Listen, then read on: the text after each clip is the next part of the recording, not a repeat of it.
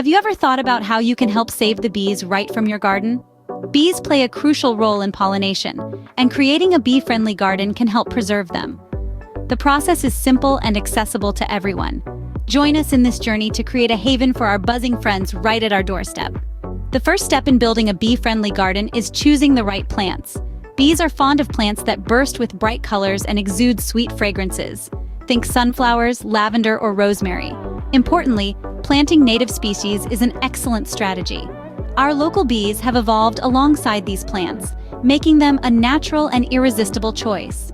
And don't forget, variety is the spice of life.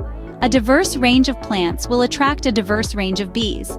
Remember, the more variety of plants, the more variety of bees you'll attract.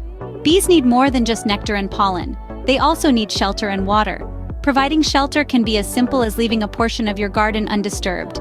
This gives bees a place to nest and breed. Now let's talk about water.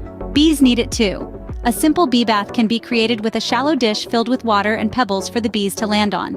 With these simple steps, your garden will become a safe haven for bees. To ensure your garden is truly bee-friendly, it's crucial to avoid using pesticides. These chemicals can cause harm to bees and other pollinators, disrupting their ability to navigate and gather food. Instead, consider organic methods to manage pests. Introducing beneficial insects, using natural repellents, and practicing crop rotation can all work wonders.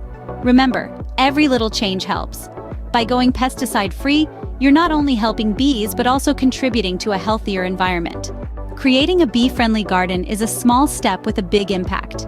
Remember, choose the right plants, provide shelter and water, and avoid pesticides. You have the power to make a difference. Start your bee-friendly garden today.